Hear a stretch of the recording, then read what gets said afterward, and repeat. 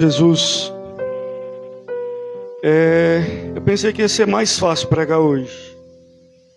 Eu pensei que ia chegar aqui hoje, ia vir aqui para frente como as outras vezes, sempre fico nervoso. Mas hoje está sendo mais difícil, não sei se foi o louvor.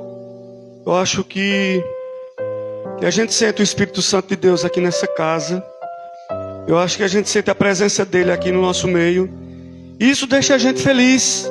Deixa a gente feliz em saber que a gente veio para um lugar onde a gente pode exaltar, engrandecer o nome dele, professar a fé que a gente tem nesse Salvador. E mais, nos traz uma reflexão de saber quem somos e o que somos. E para entender essa reflexão é preciso entender quem é Deus e o que Ele fez, o que Ele faz e o que Ele é na nossa vida. Isso mexe com a gente, isso mexe com o nosso comportamento.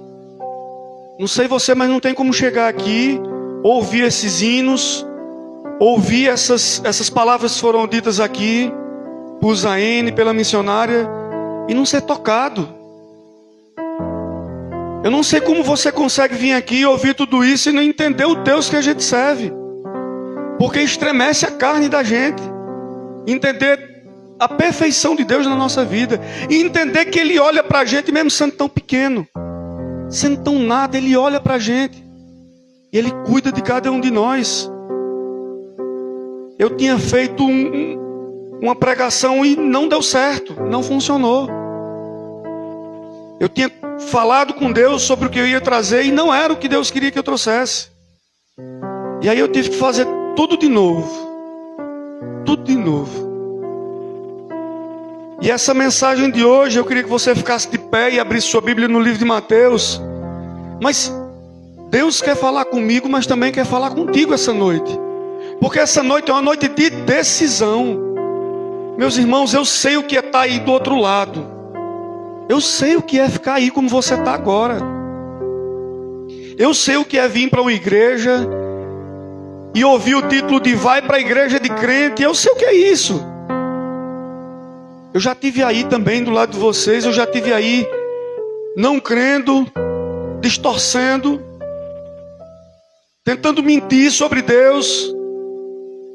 Mas eu vou dizer uma coisa, meus irmãos. A coisa que eu mais me arrependo na vida é de não ter tido um encontro com Deus mais cedo, mais jovem, mais novo, ter buscado mais, ter experimentado mais. E hoje é um dia que a gente tem para fazer uma decisão na nossa vida. Aí você pode dizer, mas eu já sou crente. Mas é preciso fazer uma decisão também, mesmo sendo crente. É um texto bem conhecido da igreja, o livro de Mateus, capítulo 19. Capítulo 19 é um texto que fala sobre o jovem rico. Mateus 19, do 16 ao 23. Amém? Ele diz assim: E eis que, aproximando-se dele um jovem, disse-lhe: Bom mestre, que bem farei para conseguir a vida eterna? E ele disse-lhe: Por que me chamas bom? Não há bom senão só o que é Deus. Se queres, porém, entrar na vida, guarda os meus mandamentos, guarda os mandamentos. Disse-lhe ele: Quais? E Jesus disse: Não matarás, não cometerás adultério, não furtarás, não dirás falso testemunho, honra teu pai e tua mãe, e amarás ao teu próximo como a ti mesmo. Disse-lhe o jovem: Tudo isso eu tenho guardado desde a minha mocidade. Que me falta ainda? Disse-lhe Jesus: Se queres ser perfeito, vai, vende tudo o que tens, dá aos pobres e terás um tesouro no céu. E vem e me segue. E o jovem, ouvindo essa palavra, retirou-se, triste, porque possuía muitas propriedades. Disse então Jesus aos seus discípulos: Em verdade vos digo que é difícil entrar um rico no reino dos céus. Amém? Vamos orar. Pai, nós viemos aqui para essa casa, Senhor, para louvar e engrandecer o Teu santo nome. Deus, nós já te sentimos aqui, já ouvimos a Tua voz, já sentimos a Tua presença nessa casa, mas nesse momento nós queremos te pedir, Senhor, toca o nosso coração, Senhor. Derrama da Tua unção, ó Deus, Sopra no nosso ouvido, ó Deus, para que nós possamos ouvir Tua palavra. Tira, Senhor, todo o desentendimento que tem dentro de nós. Tira toda perturbação. Tira, Senhor, aquela mancha nos nossos olhos, para que a gente possa enxergar a Tua palavra, para que a gente possa sentir a Tua presença. Pai, nessa noite nós queremos Te pedir, Senhor, toca o nosso coração, Deus, nos faz sair diferentes, ó Deus, dessa casa, Senhor. Nos faz diferentes, ó Deus, nessa noite. Nós queremos sair felizes, transbordando, Senhor, diferentemente deste homem, Deus, que teve um contato contigo, que te viu, te sentiu e te enxergou, mas saiu triste. Nós queremos sair alegres, ó Deus, dessa casa. Nós queremos sair aqui felizes, ó Deus, pela Tua presença em nossa vida. Nos abençoa, Senhor, nos livra de todo o mal. Continua conosco nesse momento, Senhor, em nome de Jesus. Amém. Podeis sentar, irmãos.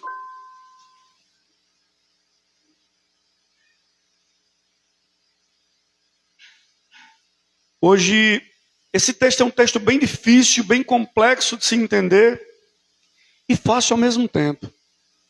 Mas a primeira pergunta que se eu lhe fizesse nessa noite, e se eu já fiz em alguns lugares, perguntei isso a algumas pessoas. Você quer ir para o céu ou quer ir para o inferno? Que lugar você quer ir? Que lugar a gente planeja? Que a gente sabe que é uma realidade. Mas a gente quer ir para o céu ou quer ir para o inferno? Será que é fácil responder essa pergunta? Será que é fácil descrever essa pergunta? Será que a gente tem entendimento do que se faz essa pergunta? Se a gente fosse perceber, cada pessoa aqui tem alguma necessidade diferente. Às vezes é um problema de saúde, outros têm falta de alimento mesmo, fome. Outros demonstram não ter problema, mas na verdade, esse que demonstra não ter problema, na verdade, às vezes é o que mais tem. E que fica fazendo-se de forte para que ninguém veja isso.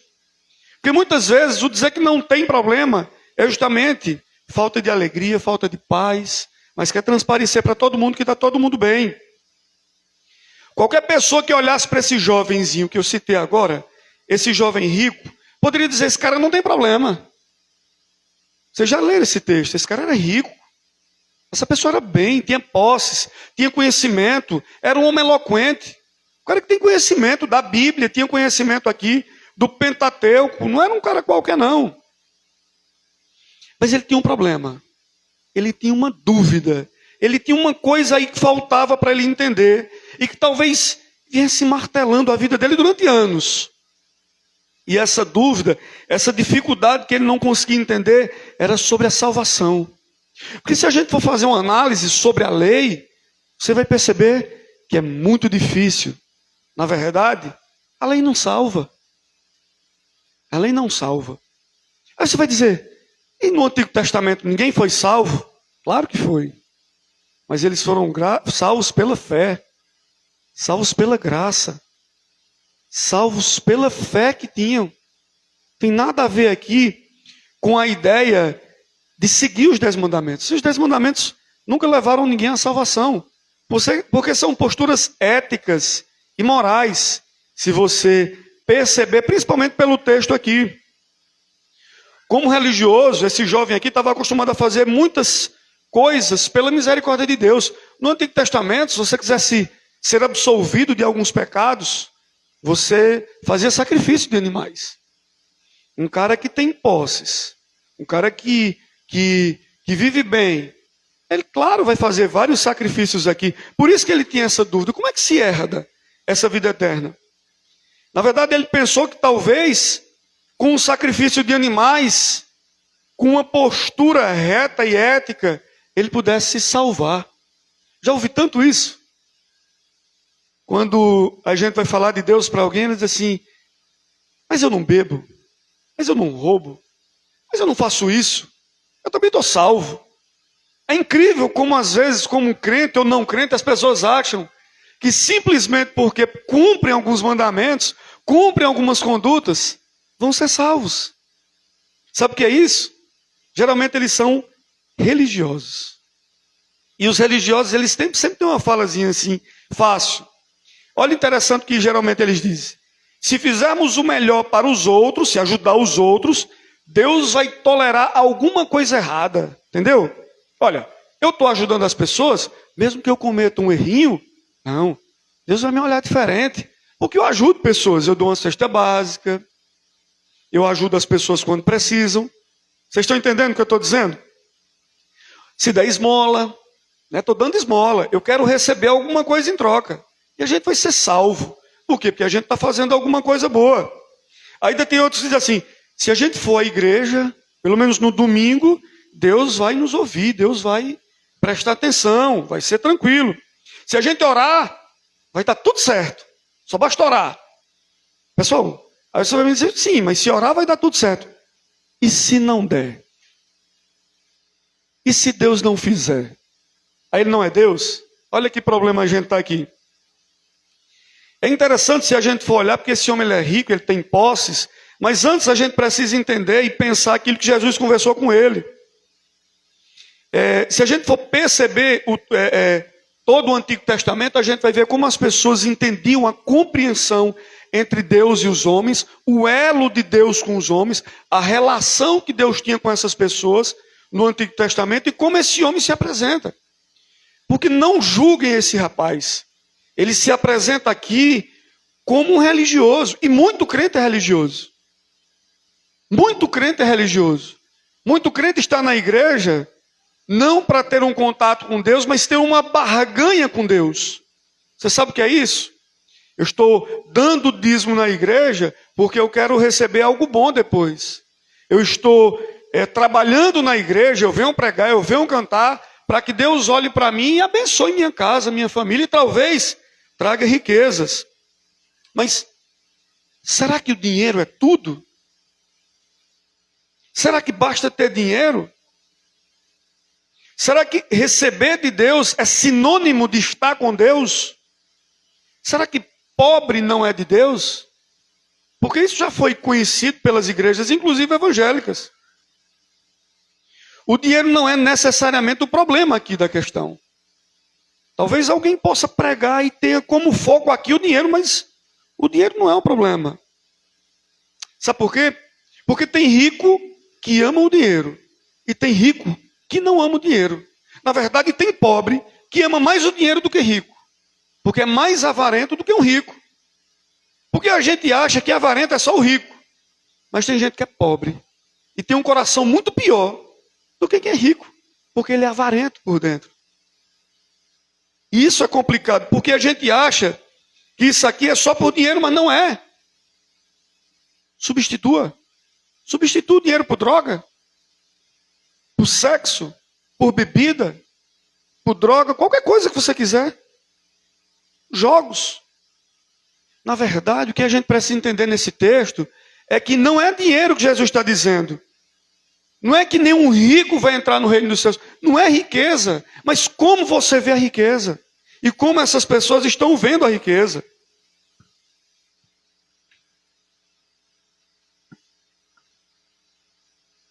O que eu acho que fica preocupante no texto é a gente tentar imaginar assim, o que a gente substitui por Deus? Será que é o dinheiro? Será que é a bebida? Será que é a droga? Porque a gente, e aí eu vou falar por mim, eu já fiz isso quando não era crente. Quando alguém dizia, mas você conhece Deus? Claro que eu conheço. Você já conhece Jesus? Conheço demais. Só que na verdade eu não conhecia. Porque em todos os lugares eu botava outras coisas mais importantes do que Deus. Mas deixa eu te dizer uma coisa. Como crente a gente pode fazer a mesma coisa. Colocando, sabe o quê? A família. Agora eu não entendi. A família mais do que Deus, sim. Tem mulheres, tem homens que não vêm para a igreja porque dizem assim, mas eu não posso, meus filhos não podem vir. Ah, mas eu não posso porque tal dificuldade eu tenho. Uma vez eu ouvi uma mulher dizer o seguinte, por que você não veio mais para a igreja? Um diálogo de duas irmãs. Não venho mais, está com um ano que eu não venho, porque depois que eu tive filho, eu não tenho mais condição de vir. E a irmã olhou para ela e disse, cuidado, irmã, Deus pode tirar seus filhos. Porque se seus filhos te impedem de adorar a Deus, Ele tira. Porque Ele quer que você adore de verdade. Eu achei tão forte essa palavra. Tão forte. que na hora eu disse, essa irmã está muito dura. Deus não faz isso não. Porque a gente só enxerga pelo amor, mas não entende pela justiça. Mas o que acontece aqui é que, na verdade, as pessoas colocaram entre elas e Deus algo que é mais valioso do que Deus. E aqui no caso é o dinheiro, mas pode ser família, pode ser qualquer outra coisa que você substitua.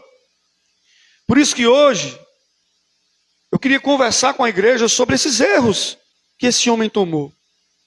Esses erros são importantes a gente entender, observar. Porque muitas vezes nós cometemos, ou cometíamos, ou você que está aqui hoje. Deixa eu te dizer uma coisa. Se você nunca teve um encontro com Cristo, e se você disser, que conversa besta, olha meu irmão, desculpa, mas existe sim um encontro com o Senhor. E quem já encontrou, quem já teve esse encontro sabe o que eu estou falando. Fala com Deus. Fala com Deus dizendo, eu quero sentir, eu quero ouvir esse Deus. Eu quero sair hoje entendido sobre quem é esse Deus, porque talvez os mesmos erros que esse jovem rico cometa, você esteja cometendo. Mas analisando ele, a gente pode sair daqui diferente. Analisando esses erros, a gente pode aprender o que se deve fazer de certo. O primeiro erro que a gente vai perceber aqui logo no início, no versículo 16, diz assim, e eis que aproximando-se dele um jovem, disse-lhe, bom mestre, que bem farei para conseguir a vida eterna? Olha que interessante. Começa o texto dizendo, bom mestre. O que é isso? Se a gente fosse tentar analisar aqui esse bom mestre, esse jovem, ele não consegue reconhecer quem é Jesus. Então o primeiro erro desse jovem é não reconhecer quem é o Cristo. E sabe o que é interessante? Não tem desculpa para não reconhecer. Esse cara conhece a Bíblia, ele sabe que vinha um Messias, ele sabe que vinha pisar que ia chegar um que ia pisar na cabeça da serpente. Mas sabe qual é o problema? Ele não reconhece, ele diz, bom mestre. Jesus não é um bom mestre.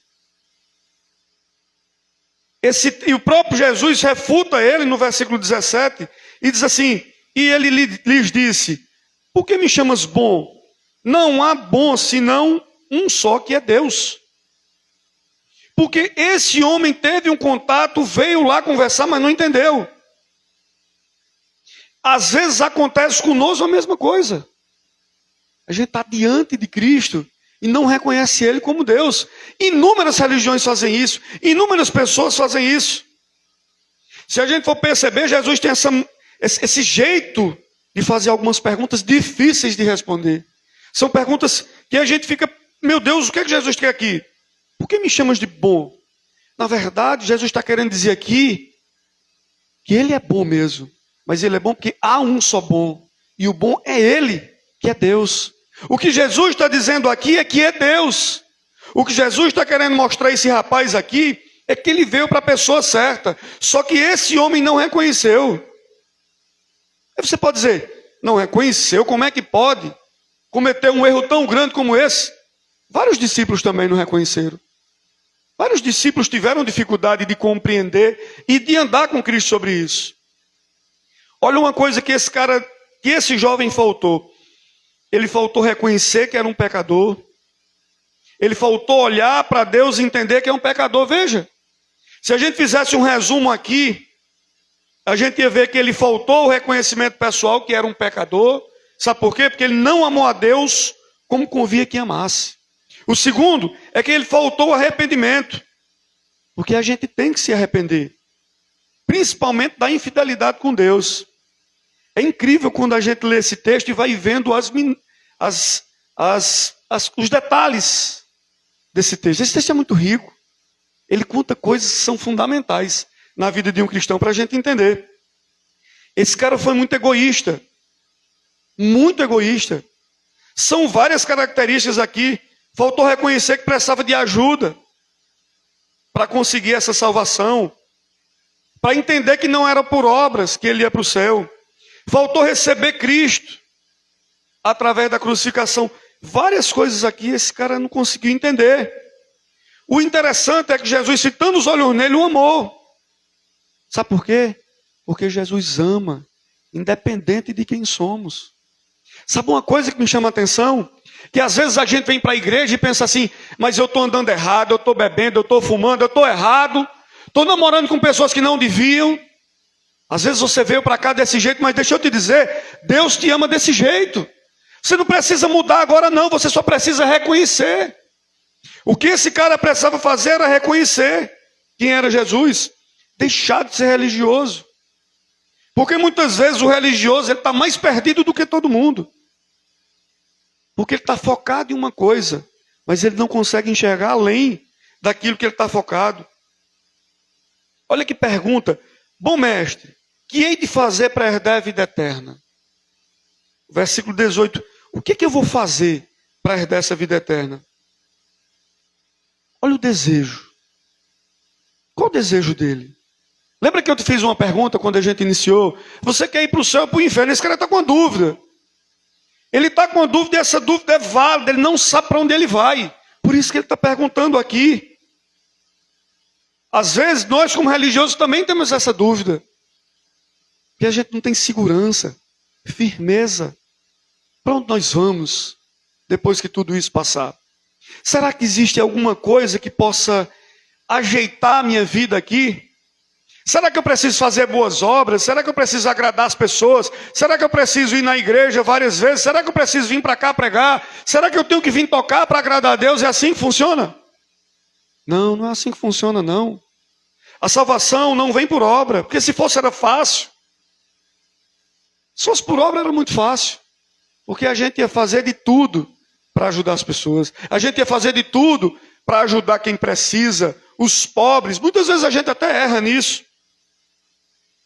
E isso é interessante, porque nos faz uma reflexão do que precisa fazer para agradar a Deus. O que eu preciso fazer? Esse jovem está perturbado. E essa perturbação dele é válida. O que é que eu preciso fazer para ir para o céu? O que é que eu preciso fazer para ser salvo? É uma pergunta lógica, clara, e que Jesus está diante dele fazendo uma outra pergunta, porque Jesus primeiro não quer responder a ele. Primeiro Jesus quer que ele reconheça. E isso é que nós estamos aqui hoje, porque nesse primeiro momento o que nós devemos fazer diante desse erro é reconhecer quem é Jesus, é reconhecer quem é o Cristo, é reconhecer a cruz do Calvário, é entender a morte dele na cruz por mim e por você. E isso é espantoso do Evangelho. Isso é o mágico do Evangelho. Talvez essa palavra mágica não sirva para cá, porque com Deus não tem mágica. Com Deus tem sobrenatural. Esse é o sobrenatural. Entender que naquela cruz o meu e o seu pecado estava sendo carregado por um só homem. Mas às vezes a gente está muito mais preocupado, sabe com o quê? Com o dinheiro, com nossa família, com o emprego. Quantas decisões da vida a gente já precisou tomar? Quantas decisões foram difíceis? E às vezes você tomou sem perguntar a Deus. Hoje, você pode tomar uma decisão fantástica. Uma decisão que vai mudar toda a sua vida. Mas você precisa entender que homens como eu e você, e como esse jovem rico, já andou e não reconheceu a Deus. Depois disso aqui, ninguém nunca mais vai falar dele. Eu não sei te dizer. Não sei te dizer. Se em algum momento ele reconheceu e se salvou. Mas se não, já era. Talvez a gente tenha uma esperança porque muita religião, ela traz uma sequência ideológica de que depois de morto a gente pode ir para o céu, num pensamento que morto pode receber orações, morto pode receber alguma coisa, mesmo depois que não pode mais fazer nada. E esse pensamento faz com que a gente aqui na terra se esforce para salvar aquela pessoa. E é desumano isso. Porque fica a nosso cargo a tutela de salvar alguém. E talvez seja difícil compreender que o único momento de salvação é o agora. Porque a gente não sabe nada do que vai acontecer daqui a 5, 10 minutos, daqui a um dia, 2, a gente não sabe nada. E o único momento que a gente tem do projeto de salvação é o agora. E talvez isso nos deixe com dúvida. Será que eu estou pronto? Será que eu estou preparado para esse momento tão difícil? E essa dúvida faz com que o tempo vá passando e você acabe não tendo mais essa percepção de Deus. Eu me lembro quantas vezes eu ia para a igreja e alguém dizia: hoje você vai se converter? Eu dizia: não. Ia para a reunião, o pessoal dizia: é hoje? Eu digo: não, eu não estou preparado não. Eu não quero ser crente, eu só quero estudar. E as pessoas diziam: mas tu já está com mais de mês estudando, tu não quer não? Quero não. Quero não. Eu tenho raiva de vocês, eu só quero aprender. Estudava. Sabe o que aconteceu? Um dia eu tive que tomar uma posição na vida. Sabe por quê? Porque no dia que a gente tem um contato com Deus, o Espírito Santo habita em nós, Ele nos mostra como pecadores somos. E naquele momento dói na alma. Sabe, às vezes que eu deixei de ter um contato com Deus para ir para um bar. Deixar às vezes que eu podia ter um relacionamento com Deus e eu ia fazer coisa errada. Das vezes que eu substituí Deus por todas as coisas que o mundo pode oferecer. Sabe quantas vezes eu fiz isso? Muitas vezes eu me distanciava de Deus, mesmo lendo a Bíblia, mesmo alguém dizendo: olha, essa é a palavra de salvação, eu dizia: mas não serve para mim. Sabe por quê? Porque a Bíblia não é um livro simples de ler, porque ela mexe com nossa conduta moral e social. Ela nos faz tornar pessoas melhores. Ela nos leva a um aprimoramento pessoal. E eu negava, e eu dizia que não queria, que não estava pronto. E eu ridicularizava pessoas que faziam isso. Eu dizia: vocês são burras. Como é que vocês vão ouvir uma pessoa dizendo que Jesus salva, que Ele está voltando? Vocês são burros. Ignorei tanto crente. Falei tanto mal de crente. E hoje eu tenho orgulho de dizer: sabe o que? Eu sirvo a um Deus vivo. Eu sirvo a um Deus vivo. Eu creio no libertador. Eu creio naquele Cristo que morreu na cruz. Eu fui lavado pelo sangue dele. O sangue de Cristo derramado por mim e por você tem que ter uma explicação, tem que ter um motivo, e a Bíblia nos aponta para isso. Mas esse jovem não conseguia ver, como eu também não conseguia ver no começo de minha vida. Quando alguém falava para mim sobre Cristo, eu dizia: isso não pode ser verdade. Quando um professor olhou para mim e disse: eu falo com Deus, e Deus falou comigo, e Deus me disse isso, eu disse: o senhor é louco. O senhor é louco. Deus não fala com ninguém. Deus não tem contato com a gente. Acabou-se. Só precisa de um tratamento. E ele dizia: eu não sei você, mas comigo ele fala. Eu escuto a voz dele. Ele diz o que é que eu devo fazer. Ele fala comigo. Eu sinto a presença dele. E eu dizia: o senhor é louco. Sexta-feira eu fui visitar meu sobrinho e eu disse a ele: eu tenho que tomar uma posição na minha vida muito dura, porque foi colocado sobre mim uma decisão e eu tenho que tomar. E eu contei a ele a minha situação e ele disse: vai fazer o quê? Eu disse: nada. Mas a pessoa precisa da resposta. Você vai fazer o quê? Eu disse: nada. Eu vou falar com Deus. Eu vou ouvir a voz dele. Porque lá atrás eu tomei uma posição na minha vida. Lá atrás eu entreguei minha vida a Ele, dizendo a Ele que tudo que eu fizer tem que ser a vontade dEle e não a minha. Mesmo que doa, mesmo que eu sofra. Mas eu disse lá atrás: que seja feita a tua vontade e não a minha. E eu disse a ele que ia falar com Deus. E ele disse: Deus vai falar contigo? Eu disse: vai. Porque Deus fala comigo. Ele disse: fala não. E riu de mim. Ele está precisando de um psicólogo. Eu digo: eu já ouvi esse filme. Eu já assisti esse filme. Eu já disse isso também. Essa mesma fala eu disse a um professor meu. Mas graças a Deus eu tive a chance de dizer ao meu professor: o senhor está certo. Deus fala, Deus ouve, Deus opera, Deus está conosco. Ele nos abraça, Ele nos constrange com a presença dEle em nossa vida. E eu disse a meu sobrinho: eu vou esperar em Deus, porque eu sei o Deus que eu sirvo e Ele fala comigo. Mas é impossível ouvir a voz dEle. Eu disse: eu escuto melhor do que a tua. Eu escuto melhor do que a tua. Porque tudo que vem de Deus é agradável, mesmo que doa. Porque o propósito é dEle, não é meu. Meus irmãos, os erros que esse jovem cometeu, nós cometemos. Porque o segundo erro dele é que ele não tinha conhecimento de suas próprias faltas. Assim como nós, eu, você, talvez não tenha.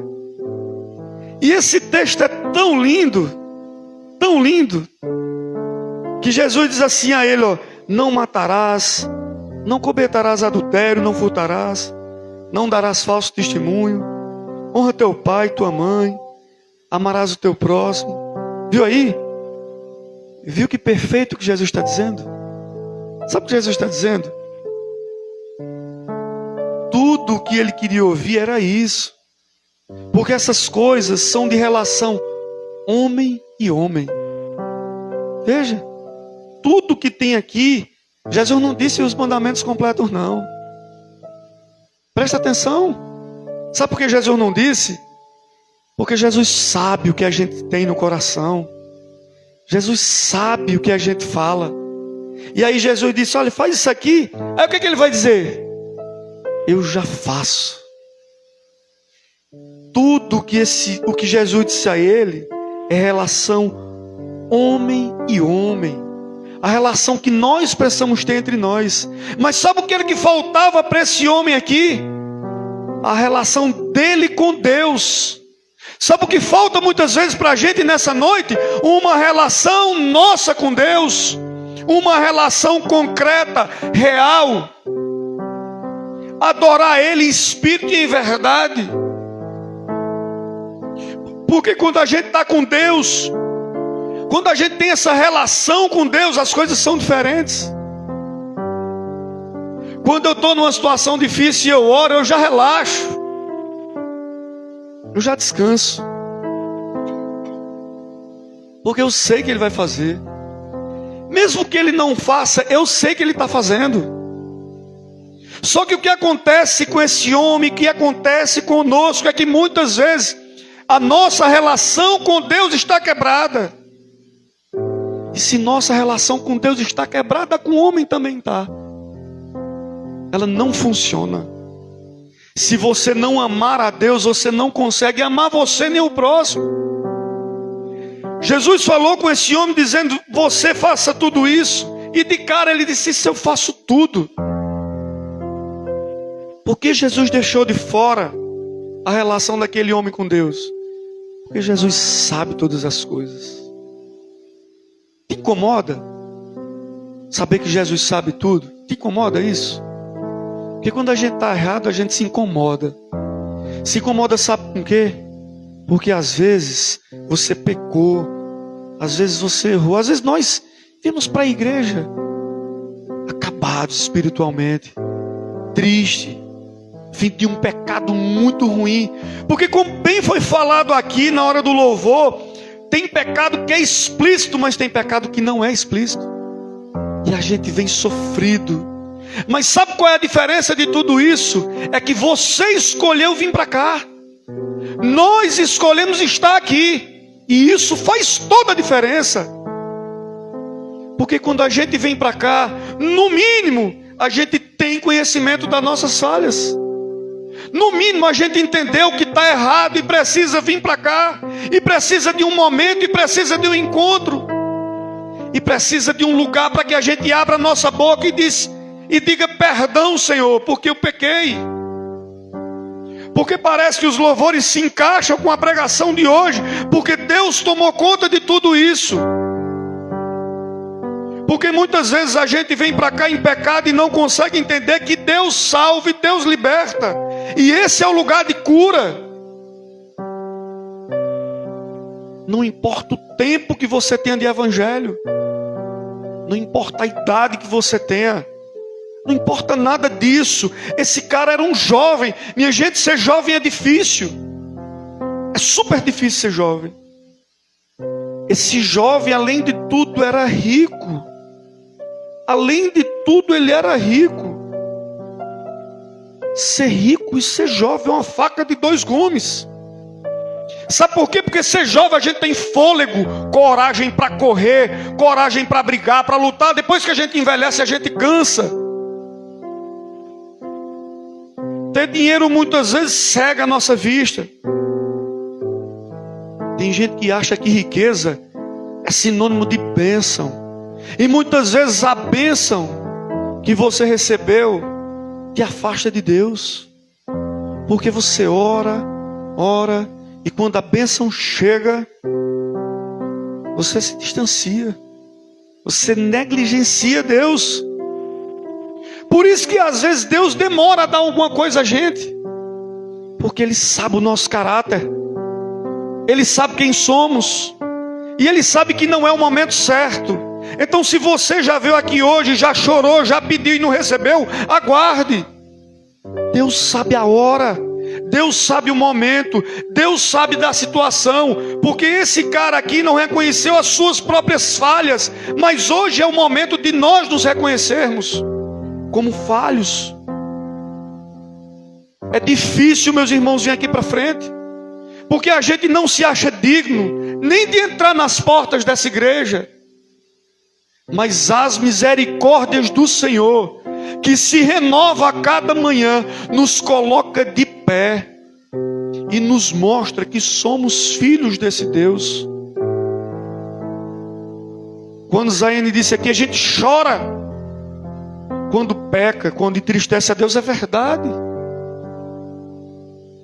Mas a gente hoje está aqui diante de uma situação onde a gente precisa tomar uma decisão, reconhecer nossas falhas. O terceiro erro do jovem rico é que ele não entendeu o plano da graça do Senhor. Ele não entendeu o plano da salvação. Que hei de fazer para herdar a vida eterna? Não há nada que possamos fazer se não for crer em Cristo Jesus Salvador. Não tem nada que você possa fazer. Não tem esmola, não tem pedido de perdão, não tem ajuda financeira, não tem cesta básica. Nada que você possa fazer para adquirir a salvação, a não ser por Cristo Jesus. Se não for pelo Senhor, não tem como chegar a Deus. O texto mais conhecido dos crentes: eu sou o caminho, a verdade e a vida. Meus irmãos, sem Cristo não há salvação. O plano perfeito do Senhor estava aqui, mas ele não entendeu o plano da graça de salvação. Quando alguém diz assim, você tem que doar tudo que você tem, Deus está falando com a gente hoje.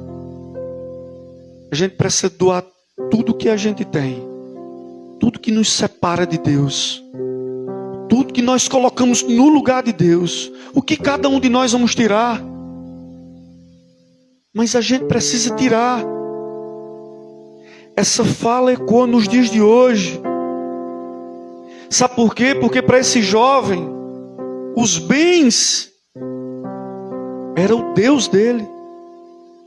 Mas talvez para nós seja a droga, seja o sexo, a corrupção, a mentira, o engano. Para esse era dinheiro. Sabe o que foi que Jesus disse a ele? Vai, vende e me segue. Vai, vende e me segue. Sabe o que Jesus está nos dizendo hoje? Vai, vende e me segue. Sabe o que Jesus está dizendo hoje? Que a gente precisa deixar a avareza. Jesus está dizendo hoje que a gente precisa deixar o pecado. Jesus está dizendo que a gente precisa deixar a mentira, o engano, a droga, a prostituição. o álcool. E sabe o que Jesus está nos dizendo? Vem e me segue, vem e me segue. Eu não sei como isso entra no teu ouvido, mas Jesus está dizendo a você nessa noite: vem e me segue. Só que para você seguir, você precisa entender que não é tão fácil. Sabe qual é o problema desse jovem? Ele achou que era fácil. Ele achou que seguir o evangelho é fácil. Tem muita gente vendendo isso hoje. Ser crente é fácil. Só levantar a mão. Só vir aqui na frente. Só uma oração. Quem já é crente aqui? Foi fácil? É fácil ser crente? É não, meu irmão. Todo dia a gente tem que trabalhar uma coisa nova. Todo dia a gente tem que mudar uma coisa. Todo dia a gente tem que lidar com um problema. Sabe o que acontece para esse rapaz aqui? Se por acaso ele não entendeu a mensagem, se por acaso ele achou que era muito mais valioso os bens que ele tinha, sabe o que aconteceu com ele? Ele ficou mais rico. Riquíssimo. Talvez tenha ficado um dos homens mais conhecidos, tão jovem, tão rico. Mas sabe onde parou a riqueza dele? A riqueza dele parou no cemitério. A riqueza dele parou com a morte. A riqueza dele parou no limite. E nesse limite eu e você vamos passar. Porque nós vamos passar pela morte. E a gente precisa se preparar para isso. Sabe por quê? Porque no dia que chegar a morte física, se você entregou sua vida, se você aceitou Jesus como Salvador, se você entendeu a mensagem, se você entendeu a graça de Deus, o plano de salvação, sabe o que vai acontecer? Você vai para o céu. Você vai para o céu, você vai glorificar a Deus. Essa é a diferença. De que adianta tanta riqueza? De que adianta tantos bens? De que adianta correr tanto? Se o fim de tudo é você se tornar um homem rico de cemitério. Rico de cemitério. Não leva nada. Porque toda riqueza que a pessoa constituiu, as traças corroem. Tem pessoas tão ricas, tão infelizes, tão pobres. E quando morre, sabe o que acontece? Briga na família, por bens, por riqueza, por terreno. Sabe qual é a maior herança que você, como pai, pode deixar para seu filho? A palavra de Deus, a palavra do Senhor, aquilo que nos conduz à salvação, aquilo que nos aponta para o Senhor.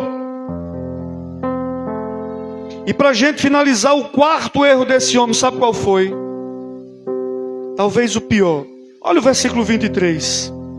Disse-lhe então, 22.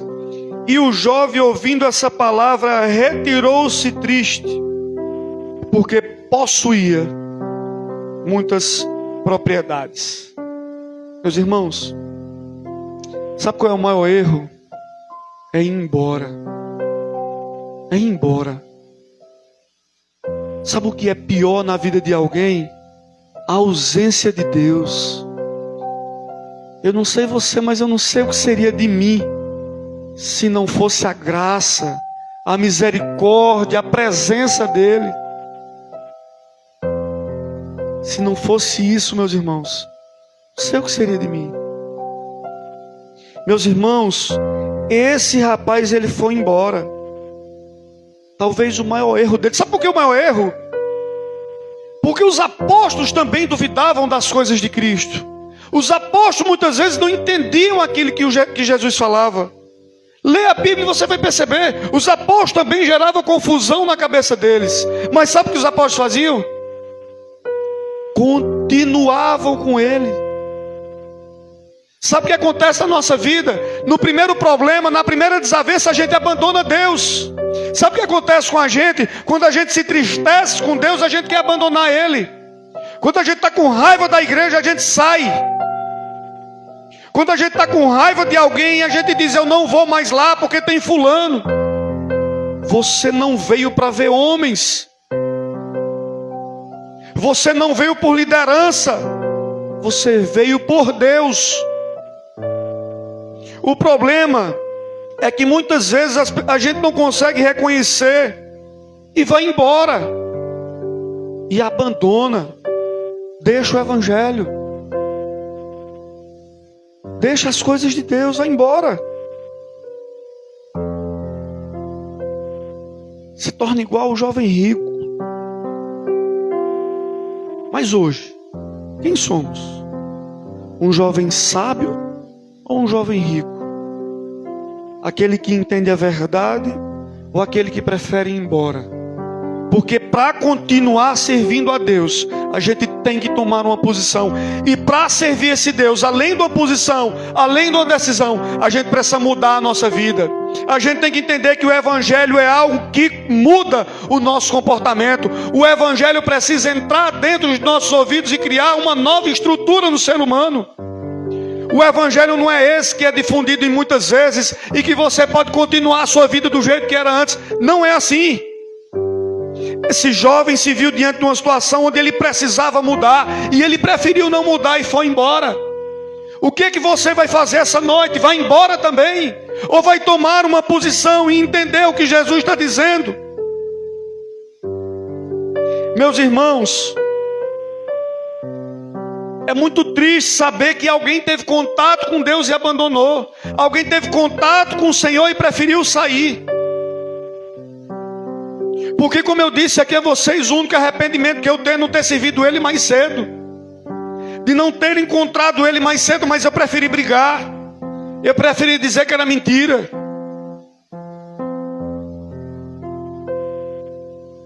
Uma vez uma pessoa me perguntou: por que tu chorou tanto quando tu se converteu? E eu disse: eu sei quem eu era. Eu sei quem eu era. E eu sei o que vai ser de mim agora. Eu preciso mudar. Eu preciso melhorar. E eu não posso fugir. Eu não posso ir embora. E eu sei que alguns vão dizer: abandone isso aí. Deixa isso para lá. Para que ser crente? Mas a gente vai continuar. Porque a gente, para ser crente, precisa pagar um preço. E esse preço é retirar de nós aquilo que atrapalha a nossa comunhão com Ele. O que atrapalhava a comunhão desse jovem com Deus era o dinheiro. Mas tem coisa que nos atrapalha de ter comunhão com Deus, e nós precisamos hoje à noite tirar. Nós precisamos retirar isso de dentro de nós. Porque eu sei que você não está aqui porque quer ir embora. Você está aqui porque quer ser salvo. Você está aqui porque quer ter uma experiência com Deus. Eu não posso enganar ninguém aqui e dizer: olha, ser crente é fácil e tudo de bom vai acontecer, porque não é assim. Ser crente às vezes a gente chora, ser crente às vezes a gente ri, ser crente tem dia que dá vontade de desistir. Mas sabe o que acontece? Nos dias de sofrimento, nos dias de choro, o Espírito Santo vem e abraça a gente e diz: é apenas o começo, tenha fé, eu estou contigo. E Deus está dizendo isso essa noite: eu estou contigo, eu te abraço, eu cuido de você. Mas nós precisamos sair dessa posição de fragilidade que o ser humano se encontra. Ter força de andar, ter força de progredir, deixar de ir embora. Porque quando Deus nos chama, Ele nos chama para ir para frente e não para ir para trás. A caminhada cristã é dura, é difícil, mas a gente sabe que não está andando só. Pior é andar sozinho.